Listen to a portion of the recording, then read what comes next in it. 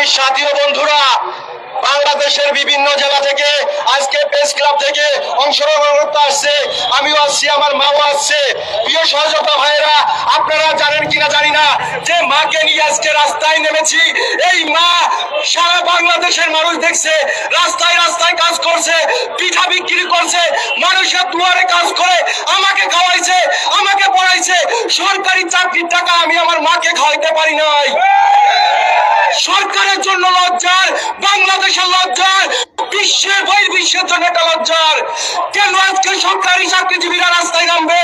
প্রিয় সহযোদ্ধা ভাইরা, আপনারা যারা এখনো ঘরে বসে আছেন, আপনারা কল্পনা করতে পারেন নাই আমরা যদি রাস্তায় না নামি, প্রিয় সরকারি চাকরিজীবী ভাইরা, প্রিয় স্কেল কখনো বাস্তবায়ন হবে না।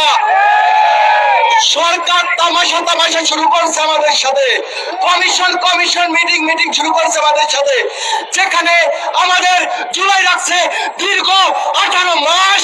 তারা নির্বাচিত সরকারকে করতে পারে, বিভিন্ন উন্নয়নমূলক কাজ করতে পারে। আমরা অসহায় গরিব কর্মচারী, তাদেরকে সামান্য কিছু বেতন দিবে, সেইটা পারে না। হাজার হাজার কোটি টাকা বিদেশে পাচার হয়, একটা টাকা মনে করেন বাংলাদেশে ফিরে আনতে পারে নাই। কিন্তু আমাদের মতন কর্মচারীদের রাস্তায় নামাইছে ৮,২৫০ টাকা দিয়ে। বাংলাদেশে এই মুহূর্তে কি হয় আমি ঘোষণা করতে চাই, যদি সরকার এই জানুয়ারি থেকে যদি পে স্কেল বাস্তবায়ন না করে, সকল কর্মচারীরা কিন্তু আগুনে পরিণত হবে। একটা ভালো কিন্তু চিন্তা করতে পারবেন না। নির্বাচন, আমি আর একটা কথা বলতে চাই, যদি সরকার পে স্কেল বাস্তবায়ন না করে, আমি ব্যক্তিগতভাবে এই বাংলাদেশে যে জাতীয় নির্বাচন হবে, এই ভোটকে আমি বর্জন করলাম। কারণ এই ভোটে আমার খাদ্যের চাহিদা নেই, শিক্ষার চাহিদা নেই, বস্ত্রের চাহিদা নেই, কিছুই নেই। আমি না খেয়ে থাকবো, আরেকজনকে ভোট দেবো, সে বিমানে চলবে, হেলিকপ্টারে চলবে, বাড়াবাড়ি করবে।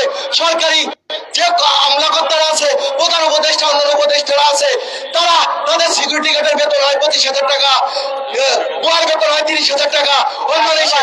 আর আমার বেতন হয় ৮,২৫০ টাকা। এইটা কেন বাংলাদেশে জনগণ মেনে নেবে না? প্রিয় সহযোদ্ধা ভাইরা, আমি আমার সংক্ষিপ্ত বক্তব্য শেষ করছি। আপনারা পাশে থাকবেন। ধন্যবাদ সবাইকে। আমাদের সকলের আপনাদের অনুরোধ করবো, আমাদের এই শান্তিপূর্ণ